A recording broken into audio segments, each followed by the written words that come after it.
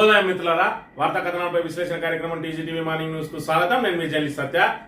నిన్నటి రోజున జరిగిన పరిణామాలను కనుక పరిశీలించినట్లయితే నిన్నటి రోజున కాశ్మీర్ లో ఉగ్రదాడి జరిగి సుమారు 28 మంది మృత్యువాత పడ్డారు, మరో 20 మంది తీవ్ర గాయాల పాలైనరు.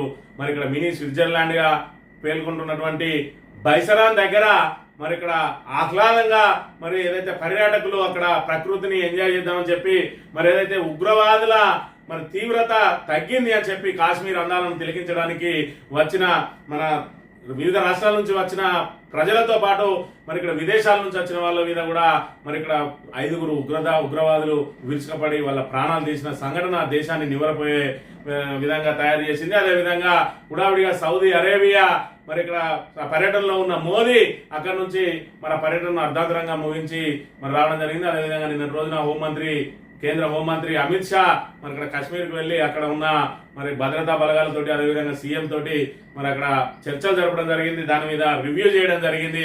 ఏది ఏమైనప్పుడు కూడా అమాయకులపై ఉగ్రవాదులు వాళ్ళ ఏదైతే మతం పేరు అనుకుంటూ వాళ్ళ మీద విచ్చలవిడిగా దాడికి పాల్పడ్డారు. అదేవిధంగా మరి పెళ్ళైనాక 6వ రోజే ఏదైతే హనీమూన్ కోసం అని వెళ్ళిందో నవవధువు కూడా నిన్నటి రోజున తన భర్తను కోల్పోయిన సంఘటన మన దేశాన్ని మొత్తాన్ని కన్నీటి సంద్రంలో ముంచిన అంశాన్ని మనం ఇక్కడ ప్రధానంగా గమనించవచ్చు. ఒకవైపు ఉగ్రవాదుల మరి చర్యలు తగ్గుతా ఉన్నాయి అనుకున్న తరుణంలో మళ్ళీ వాళ్ళు ఉనికి నిలుపుకోవడం కోసం నిన్నటి రోజున మరి ఇక్కడ కాశ్మీర్ లో పంజా జుల్పించిన అంశాన్ని కూడా మనం ఇక్కడ ప్రధానంగా గమనించవచ్చు. దేశవ్యాప్తంగా అందరూ కూడా ఉగ్రవాదులను నిర్మూలించాలని చెప్పి ముక్తకంఠంతో కోరుతున్న అంశాన్ని కూడా మనం ఇక్కడ ప్రధానంగా గమనించాలి. ఇక రాష్ట్రానికి సంబంధించి చూసుకున్నట్టయితే మరి ఇక్కడ ఏదైతే 27వ తేదీన జరగబోయే బీఆర్ఎస్ రజతోత్సవ సభనే రాష్ట్రానికి సంబంధించిన అందరి కాళ్ళు ఆ సభ వైపే మరి ఇక్కడ చూస్తా ఉన్నాయి. ఒకవైపు మరి ఇక్కడ కాంగ్రెస్ పార్టీ అదేవిధంగా కాంగ్రెస్ ప్రభుత్వం మరి ఇక్కడ ఏదైతే బీఆర్ఎస్ వైపు ప్రజలు ఆకర్షణ గురైతా ఉన్నారో వాళ్ళందరినీ మరి తప్పుదో పట్టించే కార్యక్రమంలో భాగంగా మరి ఏదైతే అసహనానికి లోనైతా ఉన్నది, ఎక్కడ వాల్ రైటింగ్ రాస్తే అక్కడ ఆయా సిబ్బందితోటి దాని మీద పెయింట్ వేయిస్తూ మరి ఇక్కడ రాక్షసానందాన్ని పొందుతా ఉన్నది. మరోవైపు బీఆర్ఎస్ శ్రేణులు అదేవిధంగా ప్రజలు తమ గుండెల్లో ఉన్న కేసీఆర్ ను ఎవరు చెరపలేరు, మీరు గోడల మీద రాతలు మాత్రమే చెరపగలరు అని చెప్పి చెప్తున్న వేళ బీఆర్ఎస్ మీద అవాకులు చెవాకులు పేలుతూనే ఉన్నారు.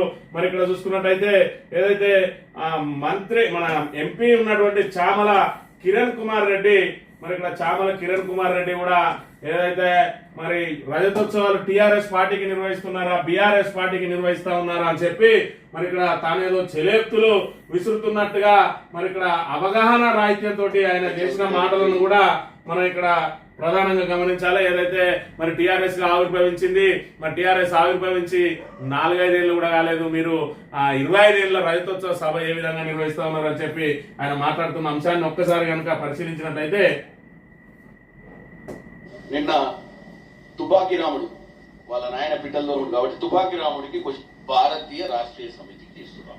నాకు తెలిసి తెలంగాణ రాష్ట్రీయ సమితి అనే పార్టీ 2001లో 2000లో స్టార్ట్ అయినట్టుంది. తర్వాత దానితోటే మీరు అధికారంలోకి వచ్చి బాగా దోసుకున్న తర్వాత మీకు భారతదేశాన్ని పేరు పెట్టి భారతదేశాన్ని కూడా దోసుకోవాలన్న ఆలోచన వచ్చి టిఆర్ఎస్ ని బిఆర్ఎస్ గా మార్చిన మీరు మరి 25 సంవత్సరాల మీ కార్యక్రమం రేపు జరగబోయే 27వ తారీఖు సభ బ్యాక్ డ్రాప్ లో బిఆర్ఎస్ ఉంటుందా, భారతీయ రాష్ట్రీయ సమితి ఉంటుందా, తెలంగాణ రాష్ట్రీయ సమితి ఉంటుందా అని ఒక పార్లమెంట్ సభ్యులుగా కాదు అడిగేది నేను. ఒక తెలంగాణ పౌరునిగా మీ పార్టీ స్టాండ్ ఏంది, మీ పార్టీ బ్యాక్ డ్రాప్ లో ఏం పెడుతుంది ఈ రకంగా అడుగుతా ఉన్నాడు. అంటే టీఆర్ఎస్ బీఆర్ఎస్ గా మారింది కదా, మరి బీఆర్ఎస్ కు మీరు ఎట్లా రజతోత్సవ సభ నిర్వహిస్తారని చెప్పి సాక్షాత్ ఒక పార్లమెంట్ సభ్యుడే అడుగుతా ఉన్నాడు. మరి ఈయన తెలివి ముఖాలలో ఉన్నదో అరికాలలో ఉన్నదో తెలియదు కానీ మరి ఈయన ఏదైతే పార్టీ నుంచి ప్రాతినిధ్యం వహిస్తా ఉన్నాడో ఆ పార్టీకి చరిత్ర మరి మా పార్టీ భారత జాతీయ కాంగ్రెస్ అని చెప్పి మరి 140 ఏళ్ల చరిత్ర కలిగిన ఏదైతే జాతీయ కాంగ్రెస్ పార్టీ అని చెప్పి ఏదైతే చెప్తా ఉన్నాడో అది ఎన్నిసార్లు పేరు మార్చుకున్నదో కనీసం మరి ఎంపీగా చేస్తున్న కిరణ్ కుమార్ రెడ్డికి తెలుసా? ఒక ఏళ్ళు చూపించే ముందు 4 ఏళ్ళు మన దిక్కు చూస్తాయనే ఇంగిత జ్ఞానం లేకుండా ఆయన ఒక ఎంపీని మరి ఇక్కడ గౌరవప్రదమైన ఎంపీ హోదాలో ఉన్నా అని చెప్పి ఇక్కడ ఏదైతే తెలంగాణ ప్రజలను తెలంగాణ పార్టీని కించపరిచే విధంగా ప్రయత్నం చేస్తా ఉన్నాడు. కానీ నువ్వు ఏదైతే ఇప్పుడు భారత జాతీయ కాంగ్రెస్ నుంచి ఎంపీగా ప్రాతినిధ్యం వహిస్తా ఉన్నావో నీ పార్టీ చరిత్ర ఏంటిదో నీకు తెలుసా? నీ పార్టీ ఎన్నిసార్లు పేరు మార్చుకున్నావో తెలుసా? ఒకసారి గ్రోకు అడుగు, మరి ఇక్కడ గ్రోక్ ఏది అడిగినా చెప్తా ఉన్నది. మరి నువ్వు కూడా ఒకసారి ప్రెస్ మీట్ పెట్టే ముందు కూడా గ్రోకుదా మరి నీ చెక్ చేసుకొని నీ గురించి చెక్ చేసుకున్న తర్వాత ఎదురు గురించి మాట్లాడితే బాగుంటది. భారత జాతీయ కాంగ్రెస్ మరి ఇక్కడ 1885లో మరి స్వతంత్ర పోరాటం కోసం పార్టీని మొదలుపెట్టిండ్రు. ఆ తర్వాత ఏం జరిగింది అంటే 1969లో మరి ఇక్కడ ఇందిరా కాంగ్రెస్ కు అంటే ఇందిరాగాంధీకి అదే విధంగా మిగతా సిండికేట్ నాయకులకు మధ్య మరి ఇక్కడ విభేదాలతోటి రెండుగా చీలిపోయినప్పుడు కాంగ్రెస్ ఆర్ అని ఇందిరాగాంధీ అదే విధంగా కాంగ్రెస్ ఓ అని సిండికేట్ నాయకులు అందరూ అంటే మొరార్జీ దేశాయ్ లాంటి వాళ్ళందరూ నీలం సంజీవ్ రెడ్డి లాంటి వాళ్ళందరూ కూడా మరి ఇక్కడ కాంగ్రెస్ ఓలో చేరిపోయిండ్రు. ఆ తర్వాత 1969లో ఇందిరాగాంధీ నాయకత్వంలో పార్టీ విభజనకు గురైన తర్వాత మళ్ళీ ఇది ఎప్పుడు జరిగింది? కామరాజ్ నేతృత్వంలో కాంగ్రెస్ ఆర్గనైజేషన్ ఏర్పడ్డది. ఇందిరాగాంధీ ఆధ్వర్యంలో కాంగ్రెస్ ఆర్ ఏర్పడ్డది. మరి దాని తర్వాత 1978లో ఏం చేసింది? ఇండియన్ నేషనల్ కాంగ్రెస్ అని చెప్పి మరి ఐ కాంగ్రెస్ బ్రాకెట్ లో ఐ పెట్టి ఇందిరా కాంగ్రెస్ అని చెప్పి మరి ఇక్కడ 1978లో మరి భారత జాతీయ కాంగ్రెస్ ను ఇందిరా కాంగ్రెస్ గా మార్చింది. ఆ తర్వాత చూసుకున్నట్లయితే మళ్ళీ ఇక్కడ నుంచి ఆ తర్వాత 1996లో మళ్ళీ దాన్ని ఇండియన్ నేషనల్ కాంగ్రెస్ ఏదైతే ఇప్పుడున్న కాంగ్రెస్ గా మళ్ళీ రూపాంతరం చెందింది. అంటే 1996లో మరి 1996 నుంచి ఇప్పటికీ మరి ఇక్కడ ఏదైతే రజతోత్సవం జరుగుతున్నదో బీఆర్ఎస్ పార్టీ మరి 2001లో జరిగితే నీ ఐ కాంగ్రెస్ మళ్ళీ పురుడు పోసుకున్నది.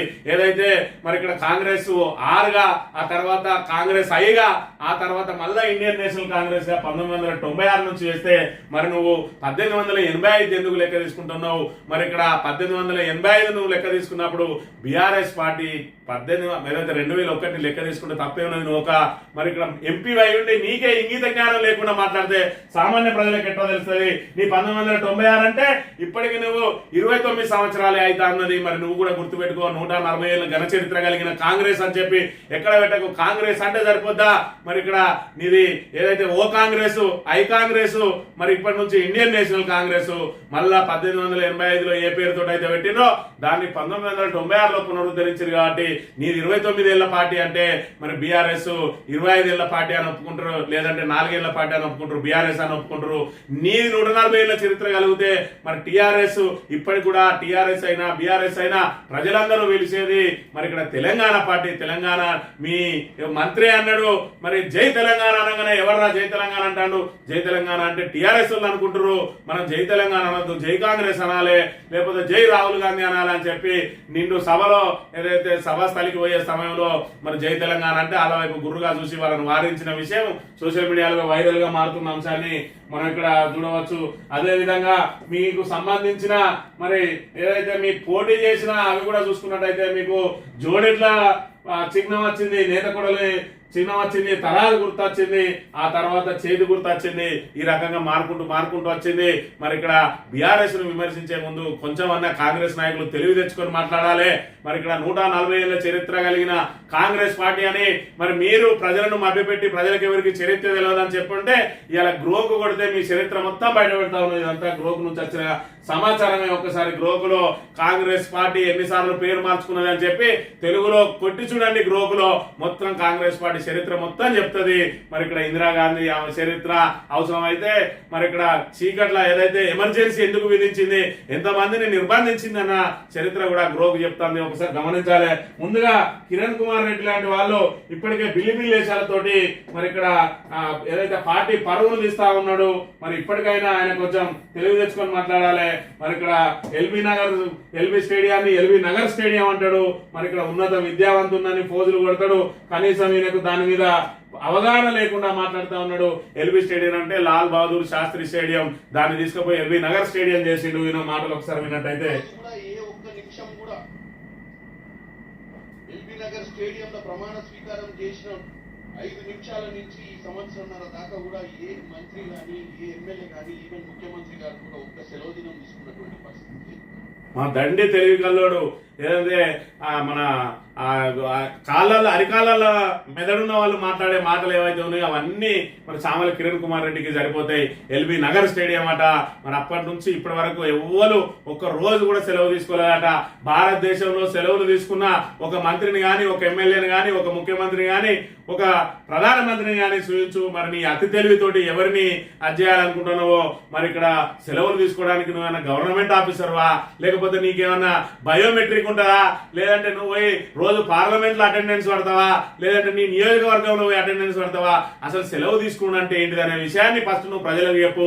ఇగో ఎమ్మెల్యే అయితే గీకి పనులు చేయాలి, రోజుకి ఇక్కడ ఇవ్వాలి, ఇక పలానా కాడ అటెండెన్స్ పడాలి, అది కనుక పడకపోతే ఆయన గైరాజర్ కిందికి వస్తాడు, లేదంటే మరి సెలవు తీసుకున్న కిందికి వస్తాడు అని చెప్తారు. మరి ఇప్పటి వరకు మీరు సెలవు తీసుకోలేదు అంటే మీరు పెళ్లిలకు పోతలేరు, పేరెంటాలకు పోతలేరు, మరి ఇక్కడ చుట్టపు చూపు పోతలేరు, సావులకు పోతలేరు, బంధువుల ఇళ్ళలో పోతలేరు. మరి దేనికి పోకుండా 24 గంటలు ప్రజల కోసమే పనిచేస్తానవా కిరణ్ కుమార్ రెడ్డి?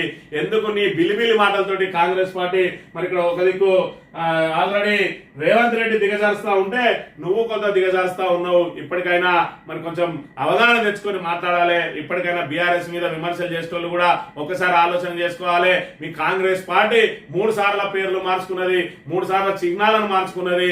మీకు 140 ఏళ్ల చరిత్ర అని చెప్పుకునే హక్కు మీకు లేదు. మరి దాన్ని కూడా ఆలోచన చేసుకొని బీఆర్ఎస్ విమర్శించే ముందు ఆత్మ విమర్శన చేసుకొని మాట్లాడాలని కోరుతా ఉన్నాం. ఇక బీఆర్ఎస్ కు సంబంధించి మరింత పెద్ద ఎత్తున ఎందుకు దాని మీద విమర్శలు వ్యక్తం అవుతా ఉన్నాయనంటే, ప్రధానంగా చూసుకున్నట్టయితే మరి ఇక్కడ ఒక అంశం మనకు కనబడుతుంది. ముందుగా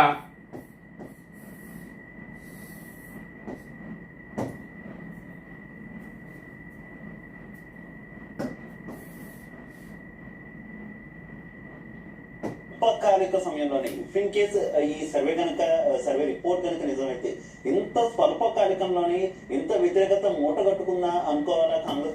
ఈ సర్వే ఫలితాలే కాంగ్రెస్ ను ఉక్కిరి బిక్కిరి చేస్తా ఉన్నాయి.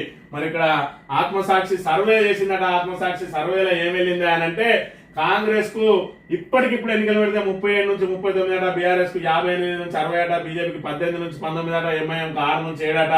మరి ఇక్కడ ఏదైతే దీనికి సంబంధించి మరి పర్సెంటేజ్ వారి కనుక చూసుకున్నట్టయితే సర్వే రిపోర్ట్ కనుక నిజమైతే ఇంత స్వల్పకాలికంలోనే ఇంత వ్యతిరేకత మూటగట్టుకుందా అనుకోవాలా కాంగ్రెస్ ప్రభుత్వం? ఇఫ్ ఇన్ కేస్ నిజంగా మూటగట్టుకుంటే మాత్రం ఏ ఫ్యాక్టర్స్ ముఖ్యంగా? సీఎం గా కేసీఆర్ కు 43% ఓట్లేస్తే రేవంత్ కు 32 అట, సంజయ్ కు 14% ఓట్లేసిరని చెప్పి ఇది ఏదో ఆత్మసాక్షి సర్వే అట. అంటే ఇలాంటి చిన్న చిన్న సర్వేలే మరి ఇక్కడ రేవంత్ ను ఒక కుదుపుతా ఉన్నాయి. అసలు ఇప్పటికిప్పుడు ఎన్నికలు వస్తే మరి ఇక్కడ సింగిల్ డిజిట్ కూడా దాటే అవకాశం లేదని చెప్పి వాళ్ళ సొంత ఇంటెలిజెన్స్ రిపోర్ట్లు ఇవ్వడంతో ఎక్కడికక్కడ గోడరాతల మీద సున్నాలేసి మరి బీఆర్ఎస్ రైతోత్సవ సభ మీద కూడా విమర్శలు చేయాలని ప్రయత్నం చేస్తా ఉన్నారు. కానీ బీఆర్ఎస్ సభ చూసుకున్నట్టయితే ఇప్పటికే బాహుబలి సభ వేదిక మరి ఇక్కడ పూర్తి స్థాయిలో ఏర్పాట్లు జరుగుతా ఉన్నాయి. మరి 10 లక్షల మంది అంచనా వేస్తా ఉంటే మరి ఇక్కడ అంతకు మించి జనం రావడానికి ఎక్కడికక్కడ మరి ఎడ్ల బండ్లు కట్టుకొని బయలుదేరుతా ఉన్నారు. ఇక్కడ చూసుకున్నట్టయితే బీఆర్ఎస్ సభను మరి ప్రజల్లో గుండెల్లో నుంచి బీఆర్ఎస్ ను కేసీఆర్ ను తొలగించడానికి ఎవరికి సాధ్యం కాదు. ఇక్కడ చూసుకున్నట్టయితే ఎడ్ల బండ్లతోటి బయలుదేరిండ్రు. ఇక్కడ బీఆర్ఎస్ సభలో మరి చేయడానికి సూర్యాపేట నుంచి ఎడ్ల బండ్ల ద్వారా బయలుదేరి మరి ఇక్కడ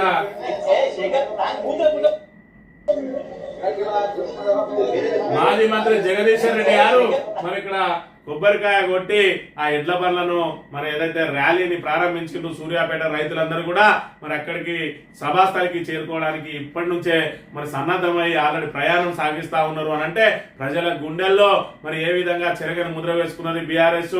మరి ఇక్కడ ఏదైతే మరి ఇక్కడ ఆల్రెడీ ఒక్కసారి మోసపోయినాం, ఇక ఎట్టి పరిస్థితిలోనూ మరి తెలంగాణకు శ్రీరామ రక్ష అయినటువంటి బీఆర్ఎస్ పార్టీని వదులుకునేది లేదు అని చెప్పి ప్రజలే స్వచ్ఛందంగా మరి ఇక్కడ బీఆర్ఎస్ పార్టీ నాయకులు కార్యకర్తలు మీరెవ్వరూ ప్రచారం చేయాల్సిన అవసరం లేదు, మేమే మా భుజస్కంధాల మీద వేసుకుంటామని చెప్పి ఇటు తెలంగాణ మేధావులు గాని, విద్యార్థులు గాని, నిరుద్యోగులు గాని, రైతులు గాని, మరి ఇక్కడ మహిళలు గాని, సబ్బండ వర్గాలు కూడా బీఆర్ఎస్ తోటే తెలంగాణకు శ్రీరామ రక్ష అని చెప్పి ఎక్కడికక్కడ అది చేస్తా ఉన్నారు. మరోవైపు మరి ఇక్కడ బీఆర్ఎస్ మీద ఎన్ని కుట్రలు పడినా కూడా మా పొలాలను మేమే ఇచ్చినామని కూడా వాళ్ళు మరి ఇక్కడ చెప్తున్న పరిస్థితిని కూడా మనం ఇక్కడ ప్రధానంగా గమనించాలి. వార్తా కథనాలను కనుక పరిశీలించినట్లయితే ముందుగా నమస్తే తెలంగాణలో కశ్మీర్ లో ఉగ్రఘాతకం 26 మంది పర్యాటకుల కాల్చివేత కాల్పుల్లో 20 మంది గాయాలు. మినీ స్విట్జర్లాండ్ బైసరాల్లో ఘటన తమ పనేనన్న ది రెసిస్టెన్స్ ఫ్రంట్. మృతుల్లో తెలంగాణ ఇంటెలిజెన్స్ బ్యూరో అధికారి మనీష్ రంజన్. దారుణానికి పాల్పడిన వారిని వదిలిపెట్టుకోమని చెప్పి మోడీ హెచ్చరిక అని చెప్పి భూతల స్వర్గం జమ్మూ కాశ్మీర్ లో రక్తం టేర్లు పారాయి. మినీ స్విట్జర్లాండ్ గా పిలుచుకునే పహల్గామ్ లోని బైసరాన్ లో కాల్పుల మోదుతో దద్దరిల్లింది. విహారయాత్ర కోసం వచ్చిన పర్యాటకులకు అంతులేని విషాదాన్ని మిగిల్చింది. ప్రకృతి అందాలను చూసి పరవశించి సేదీరుతున్న పర్యాటకులపై మంగళవారం మధ్యాహ్నం ఉగ్రదాడులు ఒక్కసారిగా కాల్పులకు తెగబడ్డారు. ఎవరు ఎందుకు చంపుతున్నారో అర్థం కాక పర్యాటకులు నిశ్చేష్లయ్యారు. తేరుకునేసరికి పలువురు రక్తం మడుగులో విగత జీవులై కనిపించారు. నిమిషాల్లో అంతా జరిగిపోయింది. వచ్చిన దారిలోనే ఉగ్రవాదులు అడవిలోకి పారిపోయారు. ఊరు కాని ఊరు, భాష కాని భాష, ప్రాంతం కాని ప్రాంతంలో తమ వారిని కాపాడుకునేందుకు సహాయం కోసం బాధితుల కుటుంబ సభ్యులు ఆర్తనాదాలు చేశారు. కాపాడేందుకు అక్కడ దవాఖానా లేదు, డాక్టర్లు అంతకన్నా లేరు. పహల్గామ్ చేరుకోవడానికి వాహనాలు కూడా సమీపంలో లేవు. ఎక్కడ చూసినా పిట్టల్లా రాలిపోయిన పర్యాటకులతో ఆ ప్రదేశం మరుభూమిని కల్పించింది. సైనిక హెలికాప్టర్లు అక్కడికి చేరుకొని క్షతగాతులను తొలగించే వరకు అక్కడ భయానక వాతావరణం నెలకొన్నది. మరి ఇక్కడ వాళ్ళ మీద ఎందుకు కాల్పులు జరుపుతుందో తెలియదు. మరి వాళ్ళు అక్కడ ఏదైతే ప్రకృతి అందాలను, భూతల స్వర్గం మరి కాశ్మీరు, ఆ కాశ్మీర్ ఏదైతే ఉన్నదో ఇక్కడ మరి కొత్తగా ఏదైతే బీజేపీ తీసుకొచ్చింది అక్కడ స్వతంత్ర ప్రతిపత్తిని తొలగించి దాన్ని ప్రజాస్వామ్య వ్యవస్థలో ఏదైతే విలీనం చేసిందో ఇంకా అక్కడ ఉగ్రవాదుల నుంచి ముప్పు పొంచి ఉండే అవకాశం లేదు అని చెప్పి ధైర్యంగా మరి ఇక్కడ ఈ మహిళను చూసుకున్నట్టయితే పెళ్ళై 6 రోజులు అవుతా ఉన్నది. మరి ఇక్కడ తన హనీమూన్ ను భూతల స్వర్గంలో జరుపుకోవాలని చెప్పి మినీ స్విట్జర్లాండ్ లాంటి మరి ఆ బైసరాల్లో మరి అక్కడ ఏదైతే మైదాన ప్రాంతం అదంతా మైదాన ప్రాంతంలో వేచి చూసి అక్కడ ఉన్న అందాలను తిలకిస్తూ మరి పర్యాటకులందరూ కూడా మరి ఆ వాతావరణాన్ని ఎంజాయ్ చేస్తున్న తరుణంలో ఒక్కసారిగా 5 ముష్కర్లు వాళ్ళ మీదకి మరి ఇక్కడ తుపాకులతోటి మరి దాడి చేసిండ్రు. ఒక్కొక్కరిని పేరు ఊరు అడుక్కుంటూ మరి ఇక్కడ ముస్లిం కాదు అని చెప్పి మరి వాళ్ళు ఫైనల్ చేసుకున్న తర్వాతనే వాళ్ళ మీద కాల్పులకు తెగబడ్డారు. మగవాళ్ళను ఏదైతే టార్గెట్ చేసుకుని మగవాళ్ళను మరి ఇక్కడ తుత్తునీలుగా కాల్చి పడేసిన పరిస్థితిని మనం ఇక్కడ చూడాలి. మరి ఈ రకంగా ముష్కర్ల దాడులు జరుగుతా ఉన్నాయి. ఇప్పటికే కాశ్మీర్ లో మరి ఇక్కడ శాంతి నెలకొన్నది అని చెప్పి ఒకవైపు భారతదేశం అంతా గర్వించే సమయంలో ఈ రోజు తమ ఉనికిని కాపాడుకోవడం కోసం మరి ఇక్కడ లష్కరే తోయిబా అనుబంధ సంస్థ అయినటువంటి టిఆర్ఎఫ్ మరి వీళ్ళ మీద తెగబడి మరి సుమారు 26 మంది, మళ్ళీ 2 చనిపోయినట్ట, మొత్తం 28 మంది మరి ఇక్కడ విదేశీయులు కూడా ఉన్నారు. అందులో ఏదైతే తెలంగాణకు సంబంధించిన వాళ్ళు, ఒరిస్సాకు సంబంధించిన వాళ్ళు, మన ఏరియాకు సంబంధించిన వాళ్ళు కూడా ఉన్నారు. వీళ్ళందరూ కూడా భూతల స్వర్గంలో మరి ఇక్కడ ఆ ప్రకృతి అందాలను తిలకించడానికి వెళ్లి ప్రాణాలు కోల్పోయిన ఘటన దేశవ్యాప్తంగా నివ్వరపోయే విధంగా చేసింది. మోడీ సౌదీ అరేబియా పర్యటనను అర్ధాంతరంగా ముగించుకొని మరి ఇక్కడికి వచ్చేసిండు. ఖచ్చితంగా మరి ఇక్కడ ఈ ఉగ్రవాదులు ఏదైతే చేసిందో దాన్ని ఖచ్చితంగా వాళ్ళకు శిక్ష తప్పదు అని చెప్పి కూడా హెచ్చరించిన పరిస్థితిని మనం ఇక్కడ ప్రధానంగా గమనించాలి. ఇక మానవ హక్కుల కమిషన్, జాతీయ మానవ హక్కుల కమిషన్ ఏదైతే మరి ఇక్కడ లగచెర్ల గిరిజన రైతులకు సంబంధించి నివేదిక ఇచ్చిందో 6 వారాల్లోగా ఖచ్చితంగా వాళ్ళను డిస్మిస్ చేయాలి. ఎవరైతే అందులో పాల్గొన్న పోలీస్ అధికారులు ఎవరైతే ఉన్నారో వాళ్ళని డిస్మిస్ చేయాలని, లేని పక్షంలో ఖచ్చితంగా మేము సుప్రీంకోర్టుకు వెళ్తామని చెప్పి నిన్న రోజున కేటీఆర్ గారు హెచ్చరించిన అంశాన్ని మనం ఇక్కడ గమనించవచ్చు.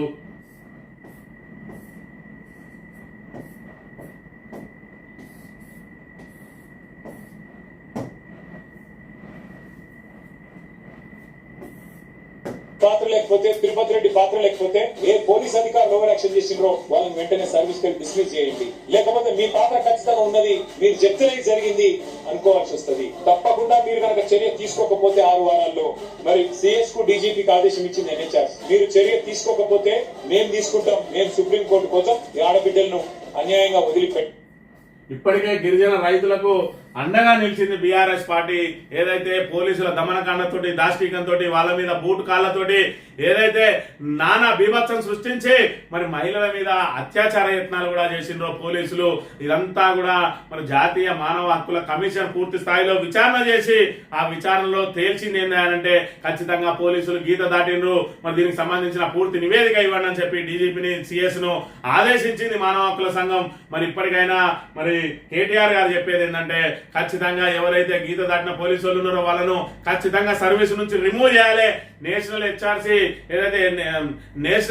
ఏదైతే చెప్పిందో వాటికి అనుగుణంగా మీరు చర్యలు తీసుకోకపోతే 6 వారాల్లో కనుక మీరు చర్యలు చేపట్టకపోతే ఖచ్చితంగా మేము చర్యలు తీసుకుంటాం. సుప్రీంకోర్టుకు పోయినా మరి ఇక్కడ గిరిజన మహిళలకు ఏదైతే వాళ్లకు ఖచ్చితంగా న్యాయం జరిగే వరకు పోరాటం చేస్తామని ఆ రోజు నుంచి ఈ రోజు వరకు కూడా గిరిజనులకు అండగా నిలిచింది. దాంతో మరి ఇక్కడ నిన్నటి రోజున ఈ గిరిజన రైతులందరూ కూడా బీఆర్ఎస్ రైతోత్సవ సభకు మరి ఇక్కడ ₹1,00,000 చెక్కును అందజేసిండ్రు. వీళ్ళు రైతులందరూ కూడా విరాళాలు వేసుకొని మాకు అండదండగా నిలిచి ఈ రోజు మా భూములను కాపాడి మా మానాలను కాపాడి మా ఎవరైతే మా బాధితులు ఉన్నారో ఆ బాధితులందరికీ అండదండగా ఉండి వాళ్ళని జైలు నుంచి విడిపించి ఈ పోలీసు దమనకాండ నుంచి మాకు రక్షణ కల్పించిన బీఆర్ఎస్ మరి ఇక్కడ మళ్ళీ రావాలి. మరి ఈ సభ సక్సెస్ కావాలి. ఈ సభతోటే మొత్తం రాష్ట్రంలో మార్పు రావాలి. ఈ కాంగ్రెస్ ఏదైతే రాక్షస పరిపాలన ఉన్నదో దానికి చరమగీతం పాడాలంటే దాన్ని ఈ బీఆర్ఎస్ రజతోత్సవ సభ నుంచే మరి ఇక్కడ ప్రారంభం కావాలని చెప్పి దానికి మా వంతు సహకారం కూడా ఉండాలని గిరిజన ఈ రైతులు ఆడబిడ్డలందరూ కూడా నిన్నటి రోజున మరి ₹1,00,000 విరాళం ఇక్కడ కేటీఆర్ గారికి అందజేయడం జరిగింది. ఇక్కడ కేటీఆర్ గారు మాట్లాడిన మాటలుంటే సిగ్గుంటే రాజీనామా చేయి, రేవంత్ ముక్కు నెలకు రాసి లగచర్ల రైతులకు క్షమాపణ చెప్పు, హెచ్ఆర్సీ నివేదిక సర్కారుకు చెంపపెట్టు, రేవంత్ ప్రైవేట్ సైన్యంలో పోలీసులు ఆడామగా తేడా లేకుండా తీవ్రదారులు ఆ పోలీసులు అందరినీ డిస్మిస్ చేయాల్సిందే, కమిషన్ ఆదేశాలను 6 వారాల్లో అమలు చేయాలి, లేదంటే సుప్రీం ఆశ్రయిస్తాం, లగచర్ల బాధితులకు అండగా నిలుస్తాం బీఆర్ఎస్ వర్కింగ్ ప్రెసిడెంట్ కేటీఆర్. ఇక్కడ ఒక అంశాన్ని మరి ఇక్కడ ప్రధానంగా గమనించాలి.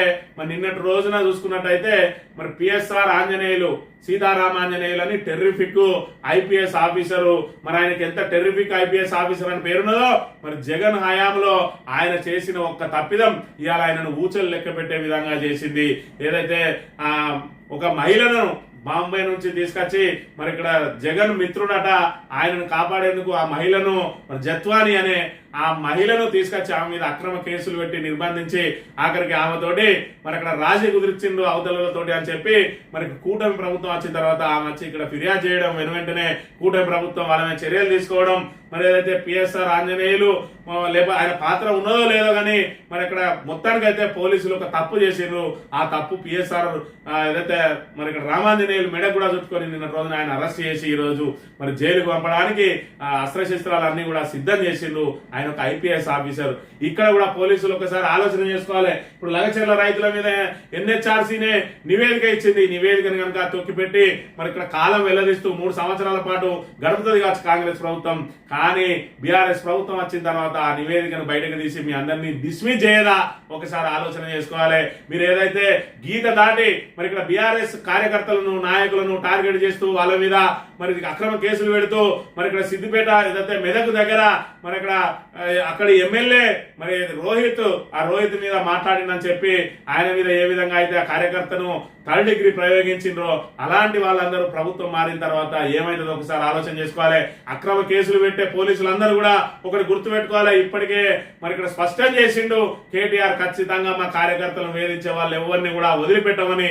మీరు చట్టబద్ధంగా చేయండి, న్యాయబద్ధంగా చేయండి, మీ హద్దులలో చేయండి. తప్పు చేసిన వాడు కాంగ్రెస్ అయినా సరే, బీఆర్ఎస్ అయినా సరే, బీజేపీ అయినా సరే తీసి లోపలేంది.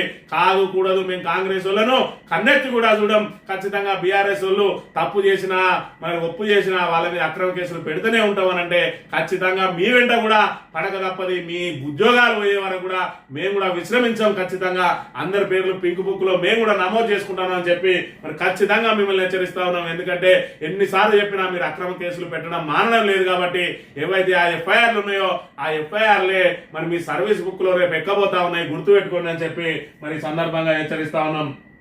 సాక్షి దినపత్రిక విషయానికి వస్తే నెత్తురోడిన కశ్మీరానికి సంబంధించిన వార్త ప్రధానంగా ప్రచురించింది. చూసుకున్నట్లయితే మరి ఇక్కడ హైదరాబాద్ వాసి కాకపోయినా కూడా ఇక్కడ ఇంటెలిజెన్స్ ఆఫీసర్ గా పనిచేస్తా ఉన్నాడు. ఈయన బీహార్ కు సంబంధించిన వ్యక్తి.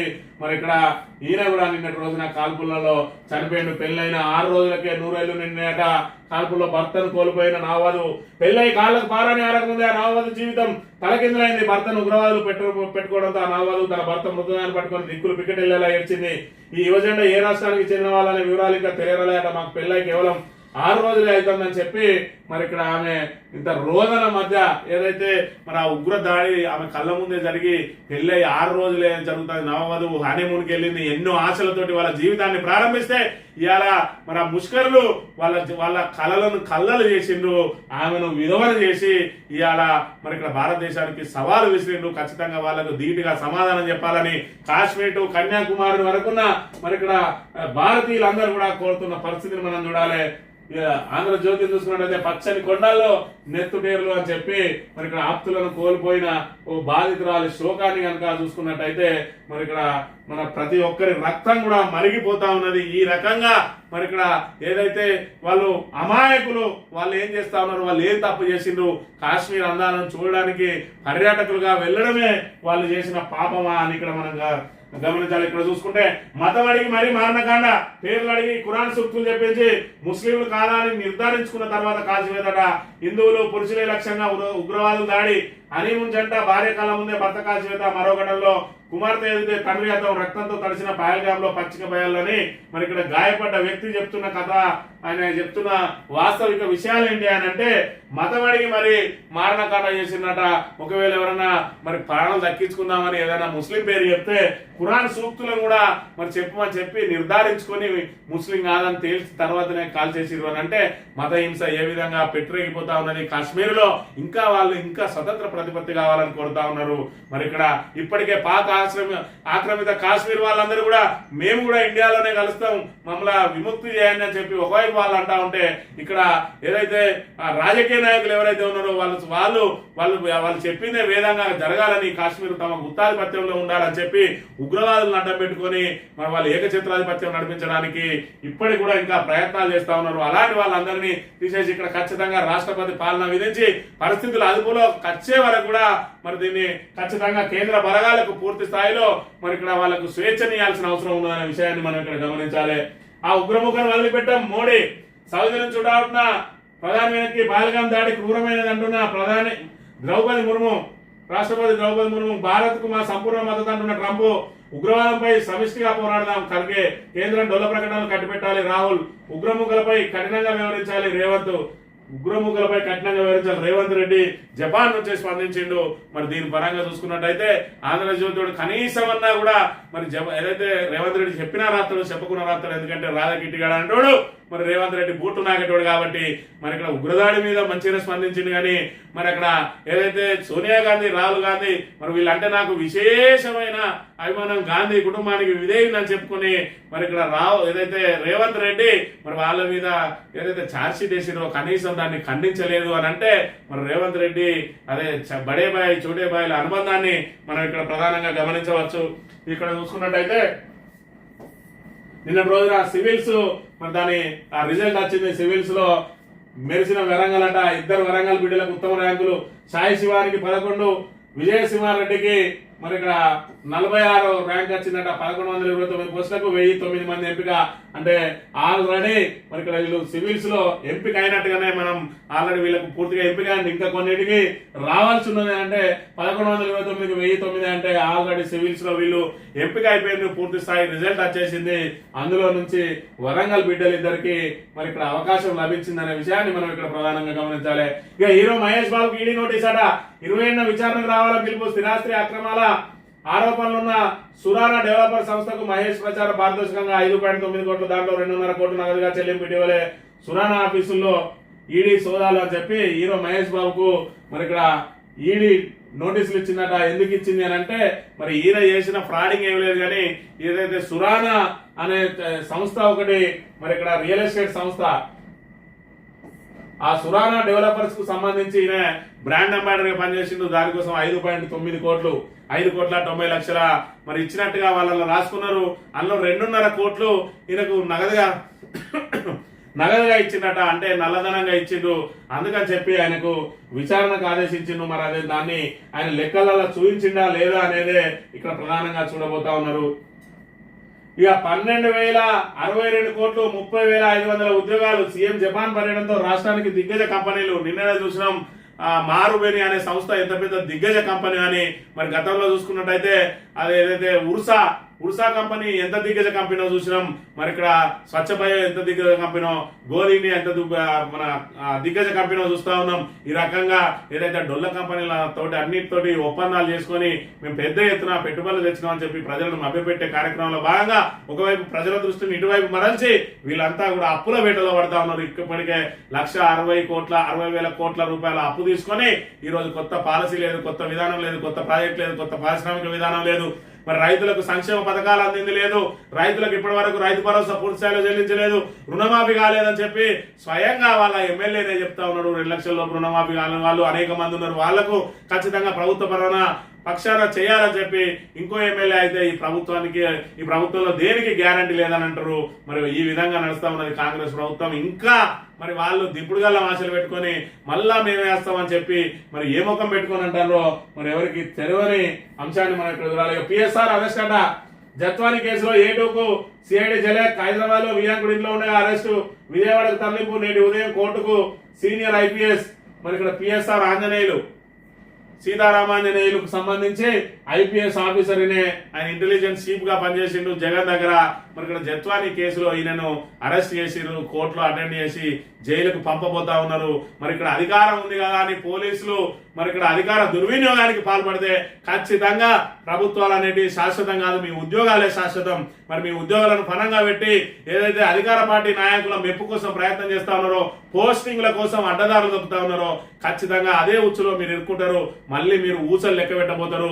లగచెర్ల లాంటి కేసులు ఆల్రెడీ ఎన్హెచ్ఆర్సీ నివేదిక ఇచ్చింది. వాళ్ళందరూ మరి ఇక్కడ కాంగ్రెస్ ప్రభుత్వాలను కాపాడే ప్రయత్నం చేసిన బీఆర్ఎస్ వచ్చిన తర్వాత వాళ్ళందరూ డిస్మిస్ కాక తప్పది. అదే విధంగా అక్రమ కేసులు పెట్టిన వాళ్ళందరూ కూడా ఊచలు లెక్క పెట్టక తప్పదు అనే విషయాన్ని గమనించుకోవాలి. పర్యాటకులపై పంజా. చనిపోయిన వాళ్ళు హైదరాబాద్ వాసి, కర్ణాటక వ్యాపారి. క్షతగాత్రుల్లో మహారాష్ట్ర, గుజరాత్, ఛత్తీస్గఢ్, ఒడిశా వాసులు అట. మరి ఇక్కడ ఈ ఒక్క ఫోటో అయితే మరి ఇక్కడ హృదయ విదారకంగా ఉన్నది. నవవధువు 6 రోజులు అవుతుందట పెళ్ళై. ఈ నెల 16వ తేదీన వాళ్ళకు పెళ్ళైంది. పెళ్ళైన తర్వాత హనీమూన్ కోసం అని చెప్పి మినీ స్విట్జర్లాండ్ మరి ఇక్కడ ప్రకృతి అందాలను తిలకిస్తూ తమ భావి జీవితాన్ని ఏ విధంగా మలుచుకోవాలి అని చెప్పి వాళ్ళిద్దరు కూడా మరి ఒంటరిగా వాళ్ళిద్దరు మరి వెళ్ళి ఏదైతే వాళ్ళ భవిష్యత్తును ఊహించుకుంటూ మరి ఇక్కడ ప్రకృతి అందాలను ఆహ్లాదించాలనిపోతే మరి ఇక్కడ ఉగ్రవాదుల కాల్పుల్లో భర్త చనిపోవడం ఎంత విషాదానికి గురైంది అనే విషయాన్ని మరి యావత్తు భారత ప్రజానీకం అంతా కూడా శోకసంద్రంలో మునిగిపోయింది. ఖచ్చితంగా ఉగ్రవాదుల మీద ఉక్కుపాదం మోపుతామంటున్న మోడీ మరి ఇలాంటి ఘటనలు పునరావృతం కాకుండా ఖచ్చితంగా కఠిన చర్యలు చేపట్టాలి. మరి అక్కడి నుంచి గస్తీని పెంచాలి. అదేవిధంగా మరి ఇక్కడ ఏదైతే భారత సైనికులకు విశేష అధికారాలు ఇవ్వాలి ఖచ్చితంగా కాశ్మీర్ లో. లేదంటే మరి ఇక్కడ భారత భద్రతా బలగాలకే సవాళ్లు విసురుతూ మన దేశ రక్షణ విషయంలోనే మనలా ఏదైతే సెల్ఫ్ డిఫెన్స్ లో పడేసే అవకాశాలు ఉన్నాయి. కాబట్టి ఈ చర్యను ఉపేక్షించవద్దని కోరుతూ ఇది ఈ రోజు మార్నింగ్ న్యూస్. తిరిగి వెళ్దాం. Thank you very much.